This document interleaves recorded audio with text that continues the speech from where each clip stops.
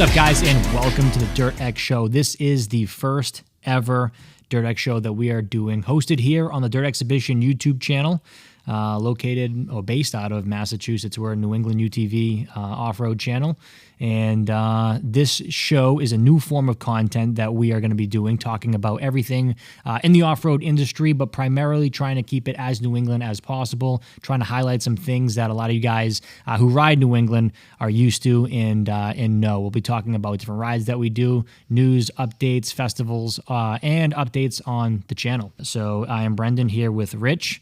And yeah, let's kick this thing off. Yeah, I mean, so, you know, if you guys are following us here on YouTube, if you're familiar with Dirt X, you kind of know what you do. Know what we do. You know that we're a New England-based off-road YouTube channel.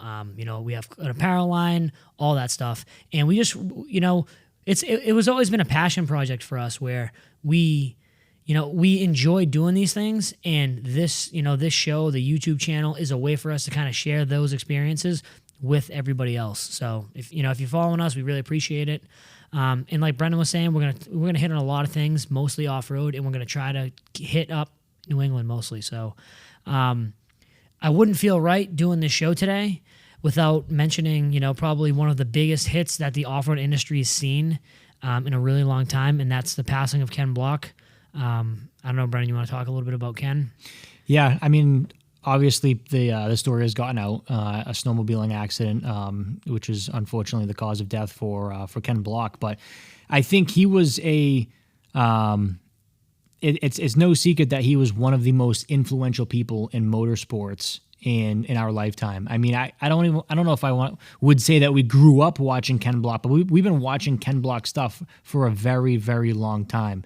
And you can't be into motorsports and not know who Ken Block is. And he changed a way and he made an impact. And I think what's really proven the impact is, I mean, I'll open up social media, I'll open up Instagram, and I'll see nothing but, as I'm scrolling, nothing but Ken Block posts right now. You know what I mean? And it just proves the impact that he had on the industry, whether it was his rally racing, Gymkhana, it's everything that he has done has been, very impactful for the industry. And for us to say that, we don't have a little bit of, hoonigan or style influence in our videos would be a lie. Be like, everything from hoonigan to the Gymkhana stuff influences, at least has a little bit of an influence in the stuff that we do and we film. Yeah, I mean, those guys kind of paved the way, Ken Block paved the way. His type of content, the videos he created, I don't want to say he was the first one, but he was the first one that really caught on with me. Yeah. I watched this stuff and it kind of inspired, like you said, inspired us to make these videos and share this stuff with people. And he was a freaking awesome dad. He has kids, a wife. I forget what I was watching. I think I was on, I don't know if it was his YouTube channel or somewhere. And he was just walking through his garage. He was showing like some of his cars, a car that his daughter had just purchased that they were going to be working on, his e-bikes, like his mountain bikes, like all his crazy stuff, like almost like an MTV Crib style video that I saw, and they were showing all that. And like you said, it hurts because he's such a huge part of everything off-road. And like you said, you scroll through Instagram, you see these people talking about him. You see, like Travis Pastrana, for example. Travis Pastrana, had a pretty long write-up on Instagram, just talking about, Ken Block being a mentor, a competitor, and like pushing the envelope in the action sports industry, and how, and Travis Pastrana, like, again, huge icon, right? He's talking about how Ken impacted him and what he does, like somebody, like, in my opinion, like almost nobody, Travis Pastrana doesn't have anybody to look up to because he's like the pioneer. Yeah. You would think like he's done so much crazy shit. He is the man. Travis Pastrana and riding dirt bikes, dude, he was the guy. And the fact that somebody at that status that built so much looked up to Ken Block speaks to Ken Block's character and what he stood for and what he was doing, So huge impact. Let's touch on the fact that, motorsports and the risk involved, because everybody listening to this, everybody who's watching right now, is involved or should be, involved in some sort of motorsport, whether it's ATV, side-by-sides, dirt bikes, whatever. We're talking New England off-road. And that comes with a risk. Now, we talked about it a little bit before, but, being a father, having children, having the responsibility of being there for your children, is that an opportunity or is that kind of like a reason to scale back the things you're doing? Because with motorsports comes risks. Right, when we're in our side by sides, there's risk, and there's a dangerousness aspect to that. Is that a reason to reel back what we're doing, in the motorsports? Yeah, and I mean, for me personally, like I have 2 kids as well. It's the exact opposite. Everything that you just mentioned is the reason why I continue to do these things and I continue to push myself because. I want my kids to see like, hey, like I don't want them to grow up and be like, oh yeah, dad wanted to do all these things. He had these dreams, these aspirations. He wanted to race. He wanted to do whatever, but he didn't do those things. I want them to understand like, hey, I'm constantly pushing. I'm constantly trying to elevate myself, just like Ken was. I'm always pushing the bar, pushing the envelope. And when you do something that you're passionate about, it's a different feeling. Like I would imagine for Ken to be in that freaking unicorn, dude, hang in a corner, like everything fades away. When you're and that's what I like about side by sides. Like when I ride my side by side, you can't think about anything. There's no noise.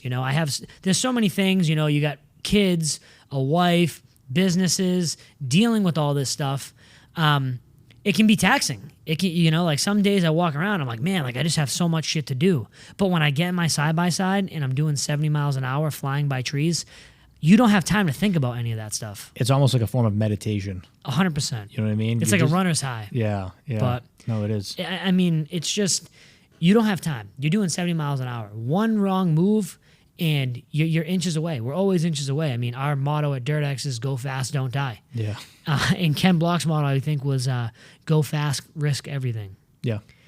And we talk about the, risking everything. We talk about, go fast, don't die, but you don't realize what that truly means until it hits someone or something very close to you. Yeah. It makes you think about it a little bit. But and when we talk about his passing, it's unfortunate, but when we're having this conversation, I want it to be more of, less of talking about the passing, but more of a celebration of somebody who took massive risks and lived a life that I'm sure he would agree would say was worth living. And not holding back, not reeling back, not saying, oh, yes, this might be dangerous, this might be risky, and I'm going to tailor back what I want to do in my life. I'm going to go after it. I'm going to get it. And it proved, I mean, he's a legend, and he will forever be known as a legend because he is somebody that took those risks. And he was one of the best to ever do it, no matter what it was, whether it was the Gymkhana, whether it was the rally racing, even jumping in a trophy truck and saying, hey, let's go race this truck. I mean, he proved that whatever you want to do, you can get in it and do it. And he was the man. And like I said, he was very inspirational to the entire industry. We wouldn't be doing ourselves or him any justice by not mentioning that in this podcast. Yeah, I mean, he's leaving a huge legacy. Yeah. People are going to remember Ken Block for a very, very, very long time. And that, it's so hard because that's such a hard thing to do. It's such a hard thing to leave a legacy and for him to put it all on the line, put all out there, set the bar so high, raise the standard, change the way that videos are created, the Gymkhana series, all that crazy shit like that, again, completely, in my eyes, he was the pioneer. He revolutionized that because he was one of the first guys I started watching. Those are some of the first videos that I look at, and I'm just like, it's mesmerizing. You're like, holy shit, dude! Look at him sliding into that corner, and you see precision. The bumper an inch off the freaking Jersey barrier. It's like, I have so much respect for him. So much respect for him as an athlete. So much respect for him as a father and a man, a human being. And like you said, I mean, it's obviously a very unfortunate thing that he's passed, but. We'd be doing him a disservice by not honoring him and not having this conversation and just, sharing our thoughts. So. Yeah. So, R.I.P. Ken Block, and we will continue to celebrate, what he's done and watch his videos and continue to support the things that he has done with Hoonigan and everything else. So, yeah, I mean, that's that. Get that out of the way. Moving on. So, guys, in this show, we're going to be talking about, again, everything New England related. And one of the ideas, something that we've been talking a lot about, is the ultimate New England side-by-side, right? And what is it and what it should be? And what we started talking about is the Pro R. Now, for those of you who are listening that don't ride New England, aren't familiar with it, we do have a width restriction. So even though the Pro R is the nastiest machine on the market right now, we can't ride them. Yeah. Right? We can't ride them in the trail systems because our gates to get into the trail systems are, we're supposed to be riding 64-inch machines. Yeah, the legal limit is 64 inches, but back when Polaris first announced the Turbo S model, and I said, dude, that thing's so nasty, fuck it, let's see if it fits. Yep. We got a Turbo S and we brought it up there, and, hopefully no one's listening because they'll get a little upset. Yeah. But, well, so a 72-inch machine, you got to get real skinny and you got to fit through get the skinny, gates. man. I mean, that's also our motto. You get skinny. Literally, just spit on the tires. Like they both hit. You hit both sides on the way in, but as long as you make it through, then you're allowed there. But if you have a 64-inch Pro XP, depending on your wheel and tire package with offset, you're probably going to be somewhere around 68, maybe 69, somewhere around there, and you will get in. A lot of people see my machine with my Method wheels, and it's just a 64-inch Pro XP.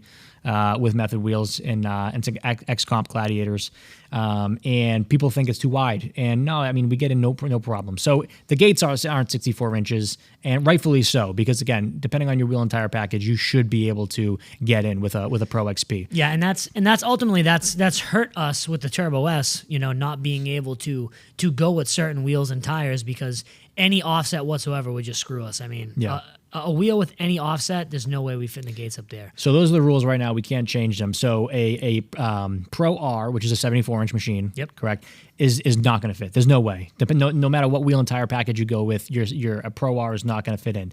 But again, proven to be one of the nastiest machines on the market right now, if not the nastiest. And especially with what guys are doing, throwing turbos on the NA motor, 4-cylinder. We're seeing the videos come out and they're really nice. Now, I want one so bad. I think a 64-inch machine with that Pro R power plant, it will be the ultimate New England machine. 100%. Should Polaris do it? 100%. I don't know why they haven't done it already. Is it coming out soon? I don't know, man. I don't know. There's a lot of speculation. One thing that they're talking about is maybe a new General with a cab enclosure with heat and AC. I'm a little salty about it because, as you know, I just bought the Ranger, the North Star. And, it is what it is. But, I mean, so far, I've heard nothing but good things about that, about the Pro R. You know, I've never seen one. I saw a, what was it? Because again, you don't see them up here because dealerships don't order them. They don't get shipped up here because they're just too big of a machine. I did see a Turbo R, which is a 74-inch machine that was actually, it landed at a dealership up here locally, and it was supposed to go somewhere else. It was supposed to be on a truck to Arizona. Somehow it ended up here. Yeah. And they had it. Jericho had it. Yeah, yep. And I mean, it's a freaking awesome machine. I mean, when you look at the way that those new machines are built, the control arms, the radius rod, just the trailing arm, the beefiness of those freaking machines is just, it changed the game. And Polaris changed the game with being the first UTV to offer an inline 4-cylinder engine, making 225 horsepower naturally aspirated. Yep. So that's like a whole new realm, And I'm pretty sure that the development from that came after the Slingshot, because those guys that are familiar with Polaris, the Polaris Slingshot, the on-road, the motorcycle, that had a GM 4-cylinder for a really long time. And then I think it was like 2020 or 2021, they switched over from that GM 4-cylinder to their own ProStar engine, their own Polaris 4-cylinder. And they had a lot of success with it in the Slingshot, and then they kind of transitioned it into the UTV line. So a lot of power, man. I mean... So a lot of power, which is obviously what we like, because we love that. But what about somebody who says too much power for New England? Oh, you're talking to the wrong guy. You're talking to the wrong guy. What is it? Is there such thing as too much power? No, there's absolutely not. I mean, is there a market for it? I think there's 100% a market for it. Yeah, you think most people are going to be footing the bill for a... People want... I mean, I'll talk about a Denali truck, for example, right? Like, there are a million trim options when you buy a GMC vehicle, but the ultimate trim level is the Denali, and it's also ultimately the #1 selling trim package for GM. Is, it's that Denali package. So the point I'm trying to make is that, people want the biggest, the baddest, and the best. I would love nothing more. I wanted to buy a Pro R the second they announced it, but I just knew that there was no way it's going to fit in the trails up here. So it sucks. It sucks not having the biggest, baddest machine. When you look at the Pro R or the Turbo R versus the Pro XP, looking at the suspension components, it's night and day difference. It is. Like I said, the Pro R and the Turbo R are just like, they're built so well. They look to be built like it's the evolution. Machines. It's the next level in the side-by-side game. Yeah. I think it's without saying, I mean, we would 100% have a Pro R here in the Dirt X stable if it was a 64-inch machine. 100%. It would be here. You know what I mean? 100%. We would be ripping it through all the New England trails, Maine, New Hampshire, everything like that. Well, the other thing too is 64-inch has been kind of like the standard for the bigger machines for a while. But like the Honda Talon, I believe, like they make like a 68-inch version or something. Mm-hmm. So a lot of manufacturers are trying to tailor the machines to the trail system. If you live out west, not all that shit goes right out the window because everything you're talking wide open. Arizona, the deserts, Utah, there's all kinds of really great riding out there where width really isn't an issue. You don't have that restriction. And that's something that, we have. I mean, so do you think it's possible, or do you think, to open up the sport and to get more coming in, do you think we should open those gates up? So the reason why we have the gates and the reason why we have the restrictions is predominantly because, the bigger the vehicle, the more damage that it will cause to the trail system. That's their thought process. And the width of the trails. Exactly. Right? The trails are only so big; they can only fit machines that are so wide. And if machines get too wide, they're not going to fit. You have to cut back cut the trails open more. So I understand why they do it, and I feel like a big reason why they put a restriction on it is because they just want them open to ATVs and side by sides. Yeah. And when you start getting beyond that 64-inch gate, you open the door and the possibility for Jeeps, for other people with bigger off-road trucks to try to get out there. And it's a UTV and a snowmobile trail system, so we want to keep UTVs, dirt bikes, four-wheelers, things like that on those trails, and we want to keep some of those other vehicles off. Because again, they're just too big. If you got a pickup truck and you're driving through some of the trails up here, and someone comes around the corner at 60 miles an hour, like it's a recipe for disaster. So, don't quote me. I don't think that the legal limit was always 64. I think that it started a little bit smaller, and I believe they opened it up to 64 because that was kind of the way the market was going. Kind of the standard. Yeah, manufacturers were starting to build bigger, better machines. So, I definitely think that they should be open. I don't know how we do that. I don't know. How about this? A lot of companies are doing long travel kits for your side by sides, whether it's the Razors, the Pro XPs. Should companies start doing, short travel kits or 64-inch kits? Because what if a company had, a 64-inch kit for a Pro R, and it made sense? And, would we have a Pro R in the stable?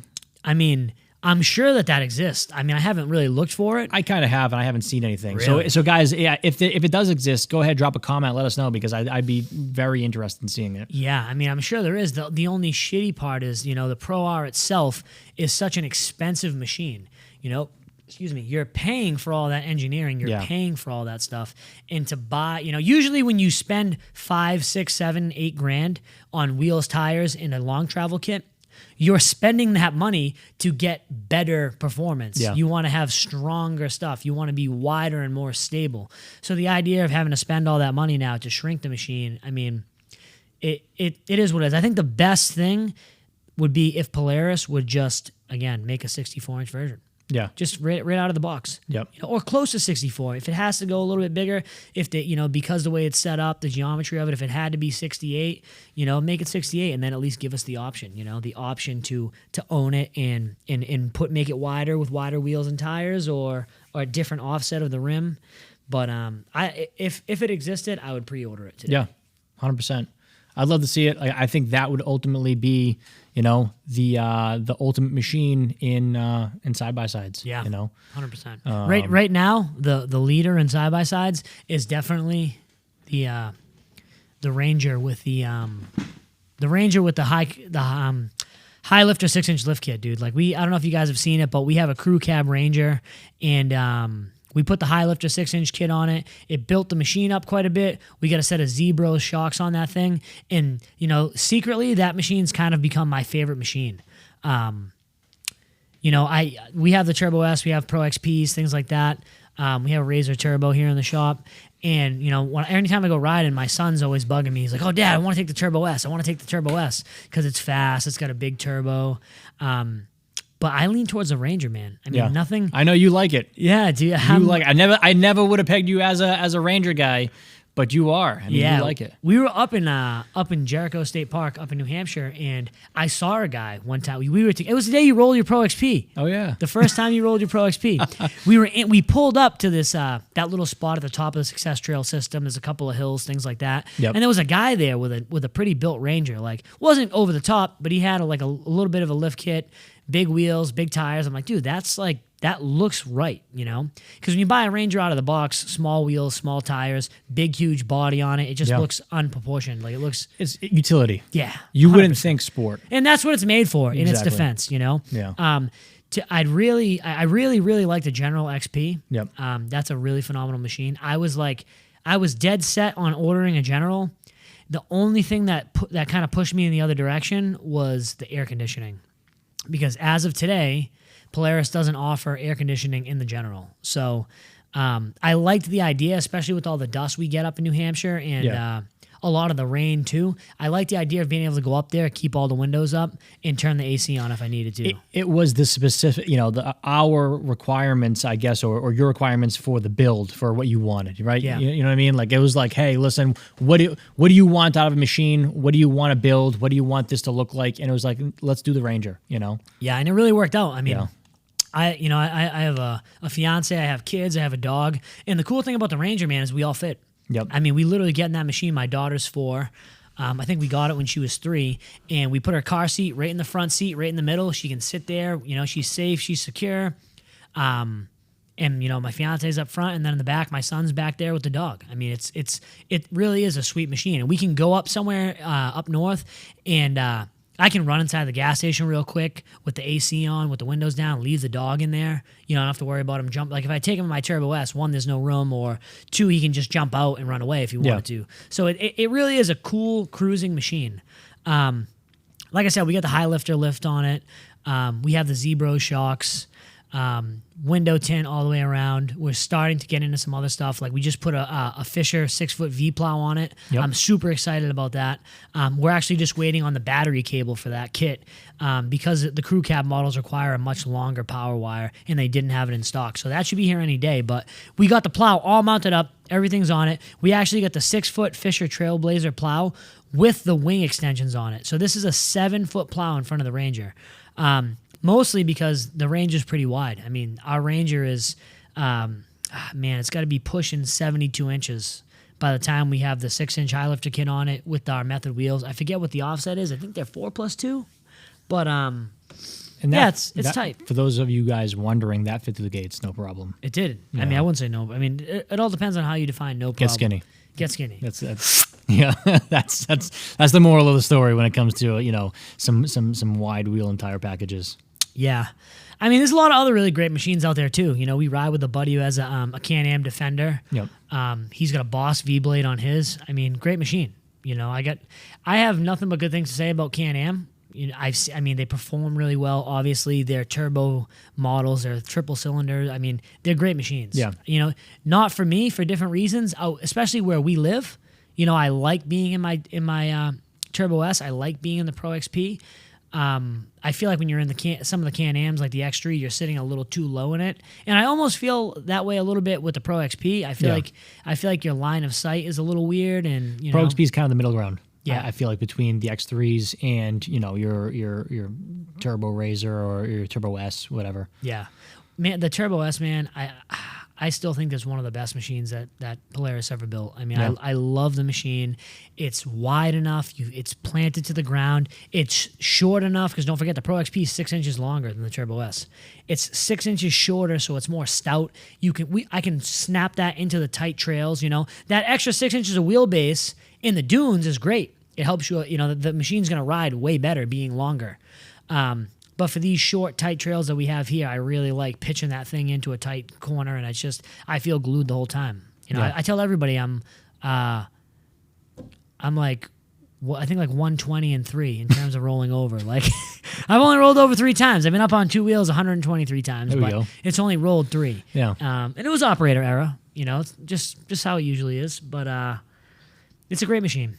So, but to piggyback off or to get back to what you were talking about, I think it would be phenomenal if Polaris had a 64 or closer to 64-inch Pro R that we could play with. I mean, I'll be the first guy. If you want to strap it on, dude, make it 64, just ship it here in a freaking UPS truck or something, and I'll test it for you. Little T&E, let's 100%, go. 100%. We will evaluate that machine to the fullest extent. 100%. So, funny story, some of you guys may or may not have heard it, but like way back when Polaris first announced the 2016 Turbo. Oh, geez, here we go. This is a good story for you guys watching. Oh, dude. So, I started out with the 4-seater. I had a 900 XP. Yep. Nice machine, 2014. And then moving into 2015, they changed the body style. They had some new machines coming out. We went up to Jericho ATV Festival, now known as Jericho. Journey to Jericho. The Journey to Jericho. Name change. Big festival. Yep. And Camp Razor. We had a Camp Razor up here in New Hampshire. A lot of you guys that follow Polaris are familiar with Camp Razor. They've done it out in Glamis. They've done it down in Tennessee. And they've done a couple of them up here in New Hampshire. But we were up at one of those events, and it was like the very first time that they debuted the Polaris Turbo, the XP Turbo. They literally pulled the sheets off of them. They're like, boom, wow, brand new machine, first turbocharged UTV, so awesome. And I'm like, okay, like I have to drive it. So we got in line. They were doing demo rides, test rides. We got in the demo ride line, signed up. I'm like, yeah, I'm going to take this thing for a ride. My fiance is like, she's like, I think I'm just going to hang back. I'm like, no, you have to come because we're going to buy one of these. Like, you need to know what it's like. So we get in it, and it was just that evolution. That really, like, kicked the door open for, like, the side-by-side community. That 2016 Razor Turbo was the first turbo machine, the first sporty machine. It went out to 64 inches. It had, more travel in the suspension. It was just a fucking awesome machine. Yeah. So we sat in it. The guy came over. He's like, oh, hey, what's up, Rich? Da-da-da. Oh, yeah, you have a machine. He's like, oh, yeah, you'll be good, just do this, do that, keep it in all-wheel drive, and you'll be good. So guy walks away. Very first thing I did was clicking in a 2-wheel drive. I was like, I cannot wait to hang every single corner in this fucking park.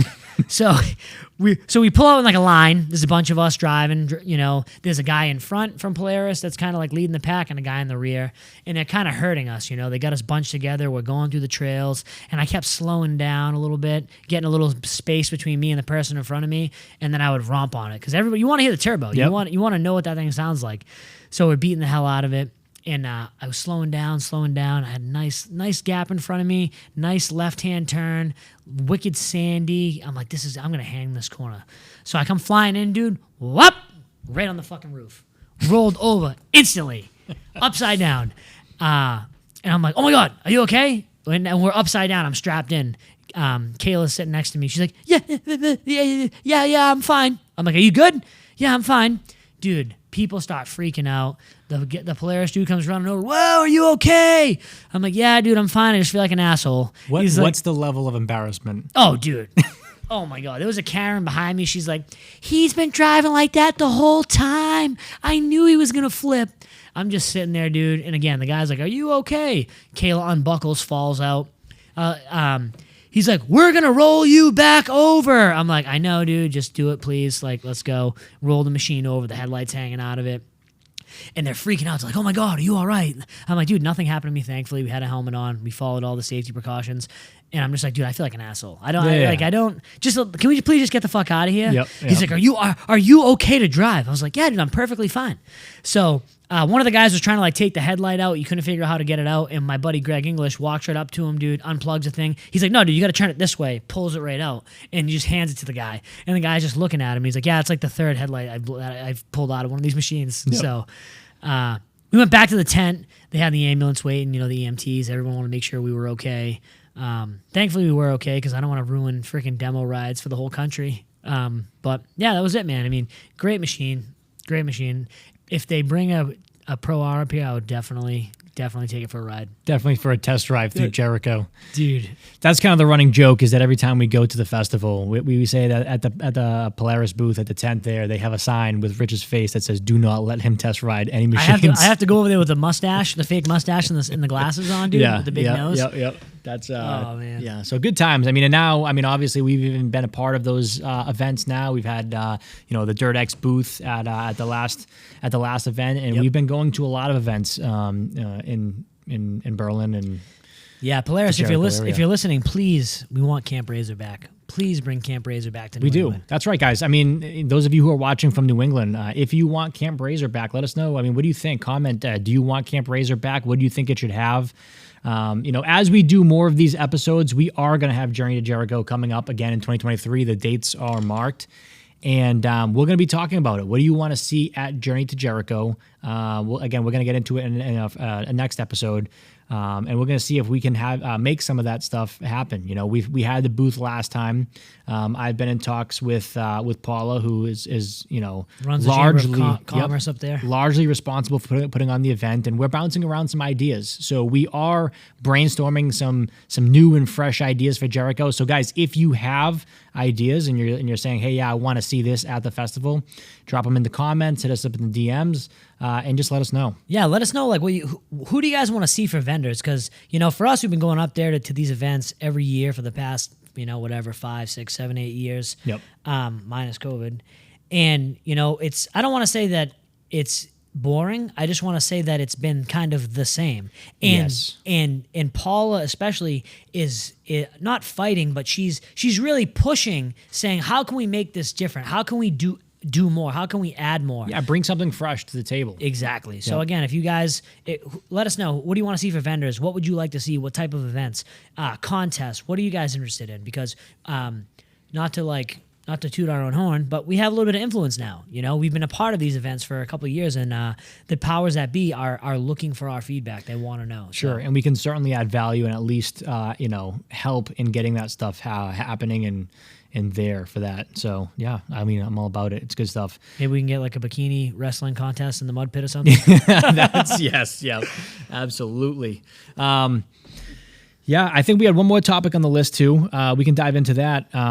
We have machines coming in and out of the shop and whatnot, and we do deals like that. But we're going to talk about the sketchiness of Facebook Marketplace and machines and buying and selling. And I mean, there's a ton of machines getting stolen right now. It's kind of the thing. Yeah. I mean, in the dirt bike ATV, I would say less side by sides. You're not going to see as many because they're big. You can't just grab someone's bike and throw in the back of a van. But guys, a lot of machines are getting stolen right now. A lot. Yeah. And it's funny because I feel like what happened was, during COVID, the price of ATVs and side-by-sides went through the roof because they had more time on their hands. They wanted to do more outdoor activities, and they had a little bit of extra money because the government was kicking them back, stimulus checks, things like that.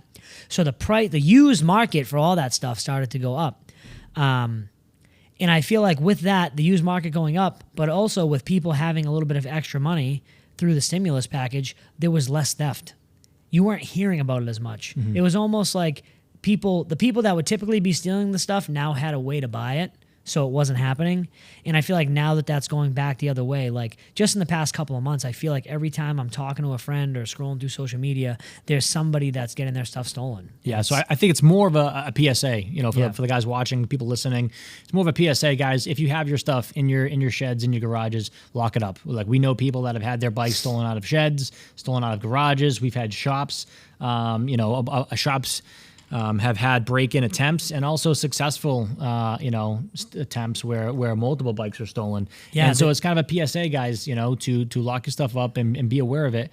And then also, if you're dealing on Marketplace, I mean, how many Marketplace scams are we seeing? I mean, you just go to the side-by-side Facebook groups, and there'll be somebody, and again, if you're not familiar, if you're somebody who's watching this who's, maybe middle-aged, not too tech-savvy, there are people who are going to scam you on on whatever they can. They're going to say, hey, yeah, I got this Ride Command head unit. I'm selling for $500. Just, Venmo, PayPal, whatever it is, in a sketchy kind of way. And they're going to ask for you to get that money. You're going to do it. And then you're not going to get anything sent to you. And then you're going to say, hey, this guy is a scam. And then everybody's going to comment on the post and say, hey, dude, that's not a guy. That's some random person in the middle of nowhere, halfway across the world, who literally just scammed you. And so, again, I think, we owe it to people to just say, hey, be careful, be safe, know who you're sending the money to, because a lot of it seems real. The other thing, guys, is like insurance is super cheap. Yep. Like all of our vehicles are shop.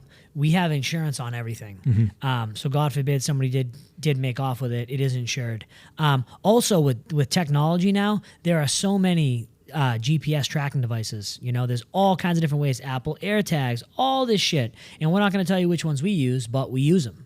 That way, if something does go missing, at least you have a chance at getting it back.